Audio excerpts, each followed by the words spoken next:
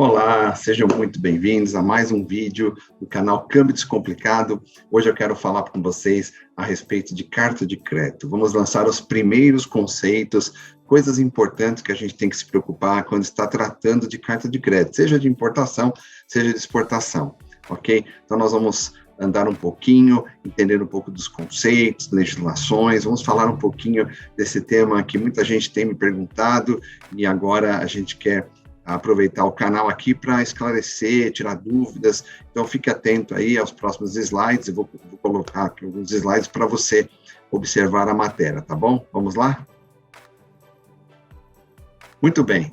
Estamos aqui, então, para falar nessa manhã sobre carta de crédito. E a primeira coisa que eu gostaria de destacar aqui é que o crédito documentário consiste de uma operação pela qual um banco, que a gente chama de banco emitente, agindo por conta e ordem de um aplicante, um solicitante, ou a gente chama de requerente, ele assegura pagamento a um terceiro. Esse terceiro a gente chama em carta de crédito de beneficiário.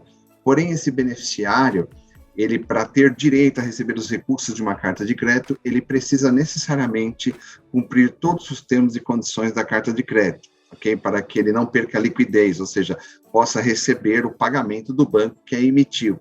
Então, carta de crédito nada mais é do que um meio de pagamento através do qual um banco emitente garante, assegura o pagamento a um exportador, a um beneficiário da carta de crédito, caso esse beneficiário cumpra todos os termos e condições nelas descritas. Então, eu quero dizer também que a carta de crédito é uma modalidade de pagamento usual, porque ela oferece garantias tanto para o exportador como para o importador. Por quê? Porque, por um lado, o importador sabe que o banco que está emitindo a carta de crédito está, na verdade, colocando nessa carta de crédito todas as suas condições, né? Porque a carta de crédito, ela é reflexo do contrato comercial e ela é baseada num contrato também de abertura de carta de crédito, onde o importador fala para o banco tudo que ele deseja que o banco coloque na carta de crédito. Por outro lado, o exportador também fica mais tranquilo a receber uma carta de crédito, porque ele sabe que, ao recebê-la, ele terá que cumprir termos e condições, mas se ele cumprir todos esses termos, ele tem direito a receber do banco que emitiu a carta de crédito, ou até do banco confirmador, que nós vamos falar mais para frente, que é um banco que garante o pagamento em caso de problemas de insolvência do banco emitente ou de problemas até de risco país do banco onde o banco emitente está localizado. Mas, por enquanto, o que nós precisamos saber aqui é que a carta de crédito é bom para os dois lados, porque o importador só paga se todos os termos e condições forem cumpridos, né? Na verdade, o banco paga, o importador ressarce o banco, e o beneficiário também sabe que se ele cumprir todos os termos e condições, ele tem direito, né, de receber os recursos que estão ali disponíveis pela carta de crédito. Então, é uma modalidade de pagamento muito famosa, muito usual no mundo inteiro, e ela é regida por algumas legislações que nós vamos falar já já. Portanto, carta de crédito é um método de pagamento bastante utilizado e bem importante para o comércio exterior. A gente fala que ela é uma ordem de pagamento condicionada, porque o exportador só vai receber o valor pactuado se atender todas as exigências pactuadas, como eu já disse. Tá?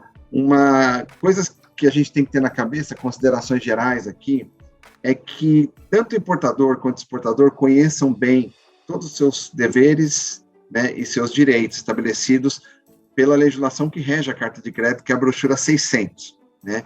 Então, a brochura 600 é um livro que contém regras e usos uniformes sobre créditos documentários, e toda carta de crédito emitida deve conter a cláusula de que está sujeita à mesma brochura. É obrigatório? Não é obrigatório, mas é de bom tom sempre sujeitar ao CP 600, porque são as regras e usos uniformes mais utilizados no mundo, e se tiver algum litígio comercial em qualquer corte do mundo, o juiz usaria também, não só as leis locais, mas usaria também esses princípios para julgar o caso, né? E ela é própria para esse tipo de coisa, a brochura 600. Então, por que um exportador geralmente exige uma carta de crédito? Porque ele quer se resguardar de risco comercial, do risco comercial em relação ao importador, e ele muitas vezes quer que ela seja confirmada porque ele também quer se resguardar do risco país do banco emitente. Então, ter uma carta de crédito confirmada é algo muito bom para o exportador, né, especialmente se a confirmação for no seu país, para que ele evite o risco cross-border. Né. É importante a gente citar que a brochura 600 da ICC, que é a International Chamber of Commerce, né, a Câmara Comercial de Paris, né, a Câmara Comercial Internacional de Paris, que faz essas regras para o mundo inteiro, é importante dizer que essa brochura não está acima da lei, das leis locais, né, não são superiores às leis locais de cada país, tá bom? Mas são regras e usos uniformes muito importantes para reger as cartas de crédito no mundo, tá? Então, de forma geral, o crédito documentário, a carta de crédito, como a gente está chamando aqui, ela precisa ser emitida por um banco e avisada por outro exportador. Assim, o exportador que normalmente não está dentro do grupo de mensagem SWIFT possa ter certeza da autenticidade da carta de crédito. Geralmente, ela é emitida pela MT-700, que é a mensagem padrão para abertura de carta de crédito. Lembrando que existe também mensagem SWIFT para corporate, para empresas, mas esta específica não está disponível para empresas, por isso um banco precisa emitir, tá? Então, mais para frente, a gente vai abordar minuciosamente os passos dessa importante modalidade de pagamento, tá bom? O profissional que atua com carta de crédito deve estar ciente de que ele deve conhecer as seguintes regras internacionais. A OCP 600, né, que ela tem 39 artigos e vigente desde 2007, a ISBP 745, que são, na verdade, regras, né, práticas para exame de documentação da carta de crédito, ou seja, ela te dá um guia para você poder conferir documentos apresentados sobre uma carta de crédito. A ISBP 745 é um complemento da OCP 600, né? Então, ela está, desde 2013, em vigor. Antes dela, a gente tinha aí a ISBP 681 e a ISBP 645. Antes da OCP 600, a gente tinha a OCP 500 e a OCP 400 e a OCP 290. Eu sou da época da OCP 400, tá certo? Então, e existe também a EOCP, que é a OCP eletrônica, que trata sobre a apresentação de documentos digitais, documentos digitais, ou que permite, ou dá regras para quando uma carta de crédito permite a apresentação parte documento físico, parte documento de forma digital, ainda não muito utilizada aqui no Brasil, tá? Então, para que uma LC possa ter cobertura dessas regras internacionais, precisa citar que está sujeito ao CP 600. Quando você cita isso na carta de crédito, automaticamente está sujeito também à ISBP 745. As mensagens SWIFT utilizadas, né, para carta de crédito normalmente são a 700 e a 701, que é o complemento da 700, a 710, a 711, a 720 e a 721. Mais para frente a gente vai falar sobre cada uma delas, tá bom? Existe um Swift User Handbook, que é o manual de usuário da Swift, que explica como utilizar cada mensagem dessa e as regras aplicadas, né, inclusive regras de uso para cada uma delas, tá bom? Bom, é importante dizer também que a gente pode excluir qualquer artigo, tá, em uma carta de crédito da OCP 600, por exemplo. Agora, quando eu alterar ou excluir algum artigo da OCP 600, disser essa carta de crédito é sujeita ao CP 600, com exceção do artigo tal, o artigo relativo na SBP 745 também não deve ser aplicado na hora de conferir os documentos, tá bom? E a versão atual é apenas uma complementação dos artigos da OCP 600, né, que eu estou falando da SBP 745. A versão atual da SBP 745 é apenas um complemento, né, por isso que ele não pode ser usado isoladamente. Ninguém confere carta de crédito aplicando apenas a ISBP 745, você sempre vai aplicar o CP 600 e a 745 também como complemento. Bom, quanto às cartas de crédito, nós temos então alguns tipos de carta de crédito, né? Então vamos ver quais são. Quanto ao tipo de compromisso, ela é irrevogável ou irrevogável confirmado, né, ou confirmada. Créditos especiais, a gente tem carta de crédito rotativa, cláusula vermelha, que a gente chama de red clause, as standby letter of credit, que aí já não é bem uma carta de crédito documentária, já é uma garantia chamada standby, que é diferente, né? A standby é bem diferente da carta de crédito, são mecanismos absolutamente diferentes, mas também serve para garantir um beneficiário, caso haja default por parte do importador, ou do aplicante, ou do sacado, né? Do afiançado, né? Caso ele não pague, geralmente o beneficiário do stand-by utiliza stand-by para receber o recurso. Existem as cartas de crédito transferível, né, a Transferable Credit, as Back-to-Back Credit, né, que são 2 cartas ligadas para uma operação triangular.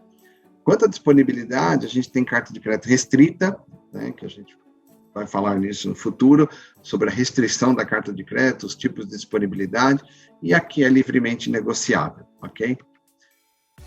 Quais são as figuras que a gente tem numa carta de crédito, né? Normalmente a gente tem o importador, quer dizer, sempre, né, temos o importador, porque ele é o aplicante, ele é o solicitante, é ele que solicita um banco que emita a carta de crédito. Temos o exportador, que é o beneficiário da carta de crédito, né, exportador de bens ou de serviços, né, lembrando que a carta de crédito também pode cobrir serviços.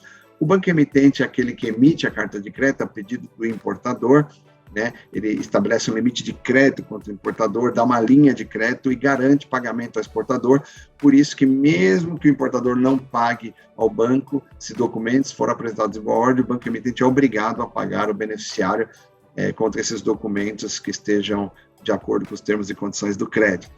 E o banco avisador, que é um banco que recebe geralmente essa mensagem SWIFT e vai avisá-la ao beneficiário de forma física, por e-mail, ou disponibilizando no seu internet banking, ou com certificação digital. O fato é que ele apenas avisa a entrega essa carta de crédito beneficiário, né? Tem o banco designado, que é um banco já escolhido pelo banco emitente para representá-lo e é para quem o exportador deveria, teoricamente, entregar documentos para serem examinados.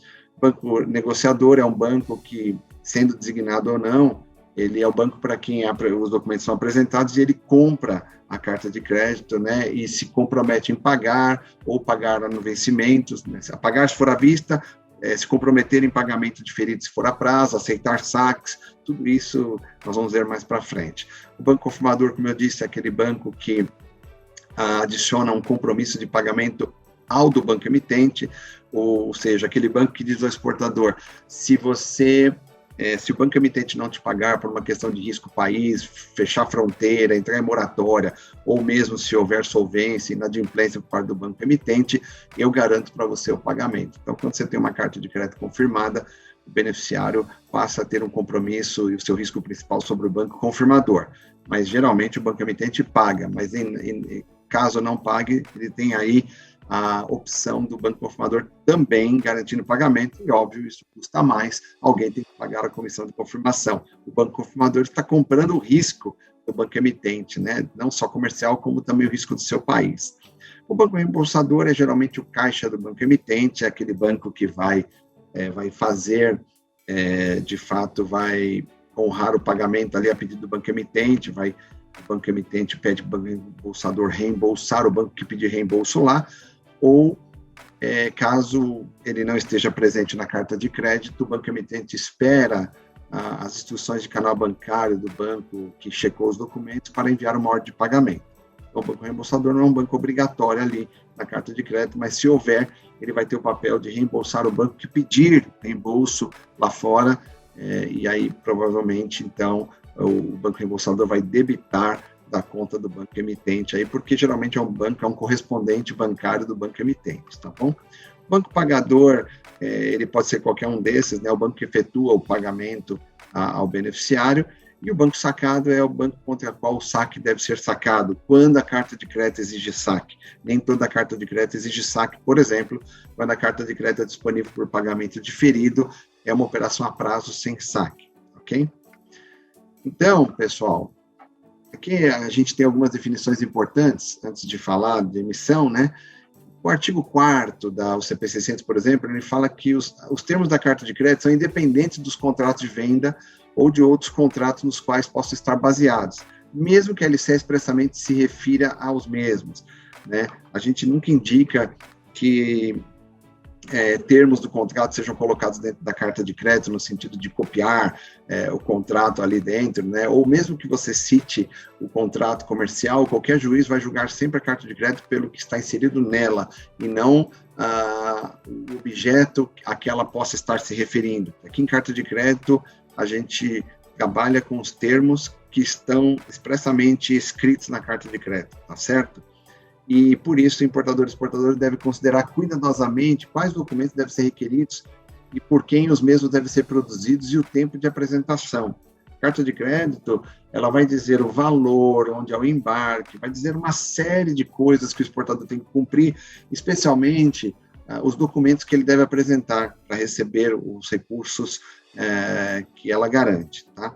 Então, outra coisa, o banco emitente deve desestimular toda a tentativa do importador, né, de incluir cópias do contrato, como eu falei, né, de fatura pro forma ou de outras coisas congêneres como parte integrante do instrumento de crédito, certo? Lembrando que os bancos lidam com documentos e não com mercadorias, serviços ou prestações a que eventualmente se refiram, né? Então, os bancos não sabem o que está acontecendo no porto, não têm ideia do que vem no container, os bancos lidam com documentos, os bancos julgarão o processo a partir dos documentos que são apresentados na carta de crédito. Ainda que hajam documentos fraudulentos, se o banco não souber, se o documento estiver ok, mesmo que a mercadoria não esteja refletindo o que está no documento, o banco não tem condição de saber. O banco trabalha apenas com documentos, tá bom? Uma coisa importante ao abrir uma carta de crédito é que o banco que vai emitir, ele tem que dar instruções completas e precisas, para evitar risco de ambiguidade. Então, quanto mais claras as instruções, melhor numa carta de crédito, né?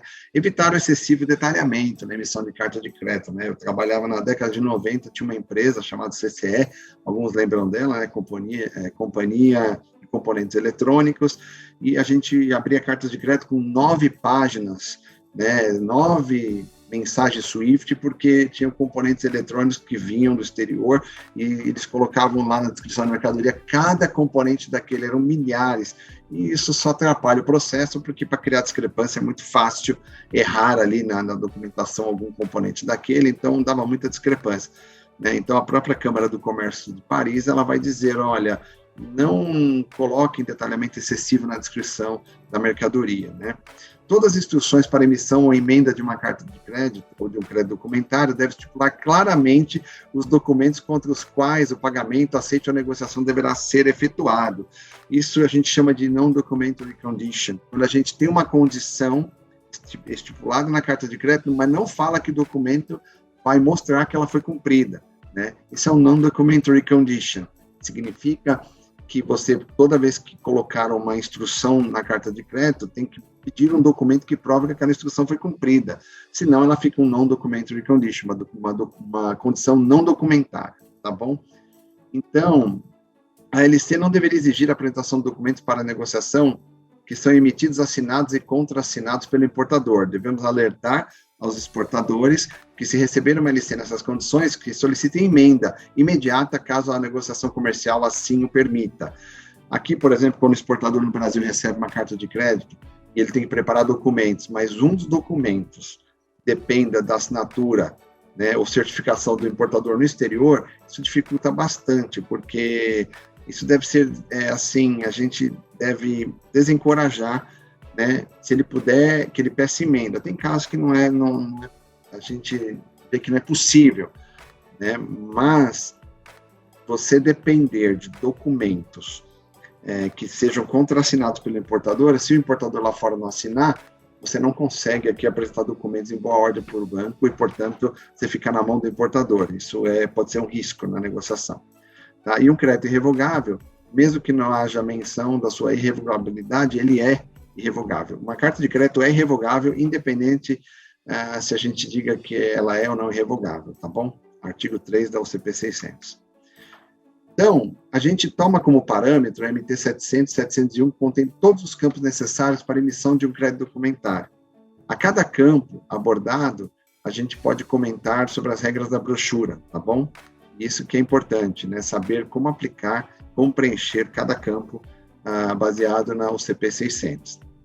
Então, redefinindo, então, carta de crédito consiste numa operação, então, pela qual um banco, que é o banco emitente, agindo por solicitação e instruções do importador, que é o aplicante, que é o solicitante, assegura pagamento do exportador desde que este último apresente documentos estipulados de acordo com os termos e condições do crédito. E aí, quando a gente fala em carta de crédito, ou qualquer operação cross-border, operação internacional, transfronteiriça, como alguns amigos gostam de chamar, você tem os riscos, né? O risco comercial é determinado pela natureza das partes envolvidas. Então, o exportador sempre estará correndo risco sobre o banco emitente, não sobre o importador. O banco emitente, numa carta de crédito, está assumindo o papel de pagar no lugar do importador. Então, esse é o risco do exportador. E ele também está assumindo o risco país e até o risco político, que é derivado também do risco país, né? O risco político leva ao aumento do risco país, né? Então, o exportador está correndo esse tipo de risco também do país onde o banco emitente está localizado. E aí a gente vê aqui, né, um fluxo básico da carta de crédito, que você vê que o importador e o exportador primeiro assinam um contrato, o exportador geralmente pede para o importador abrir uma carta de crédito, ele vai a um banco que vai dar crédito a ele, vai aprovar um limite de crédito, vai cobrar uma comissão, porque tem alocação de capital aqui, então vai haver um pedido, um contrato, junto com um anexo onde o importador colocará os dados para que este banco emitente ou emissor, como queiram, emita uma carta de crédito, mande para um banco que vai fazer o papel de avisar a carta de crédito ao exportador. Com posse da carta de crédito, o exportador, obviamente, faz o embarque e vai apresentar documentos para um banco designado, indicado pelo banco emitente, ou se ele não indicar ninguém, o exportador pode escolher um banco que ele queira para apresentar documentos. Este banco vai fazer a checagem desses documentos, se estão de acordo com os termos e condições da carta de crédito, e vai enviar para o banco emitente, que vai fazer uma nova conferência e vai apresentar ao importador discrepâncias, se ele encontrar, ou ele vai dizer o seguinte: olha, documentos estão em boa ordem, se for à vista vai pedir o pagamento, se for a prazo vai entregar para o importador, esperando que o importador no vencimento pague. Mas no vencimento, se os documentos estiverem em boa ordem, independente desse pagamento, o banco emitente vai efetuar, ou deverá efetuar, ou deveria, né, efetuar o pagamento ao beneficiário. Muito resumidamente, esse é o fluxo da carta de crédito. Eu vou mostrar para vocês aqui só a carinha dela, você pode observar aqui, tá vendo? Aqui este é o manual de usuário da Swift, e você vai observando aqui os campos, né, da carta de crédito. Tudo isso tem que ser preenchido. O M aqui significa que é mandatório, são campos obrigatórios, o O é opcional, são campos que não necessariamente precisam ser preenchidos. Então você vê aqui o tamanho, né, de uma carta de crédito com todos esses campos, até o campo 72 aqui, o Sender to Receive Information, onde você coloca que a carta de crédito está sujeita ao CP 600 e SBP 745, e até o RR 725, que é outro assunto para outro momento. Tá bom? Espero que você tenha gostado aqui desta aula, deste conteúdo. É um conteúdo rápido, só lançando as primeiras bases. O curso de carta de crédito que eu dou geralmente vai de 15 a 18 horas, mas aqui é apenas que a gente chama de overview, apenas uma visão geral e básica da carta de crédito, tá bom? A gente se vê então no próximo vídeo. Um grande abraço, tudo de bom. Não se esqueça de escrever aí, se você puder, né, no Câmbio Descomplicado aí, clica aí no sininho para você receber as notificações, tá bom? Aguardo você. Um grande abraço, até mais.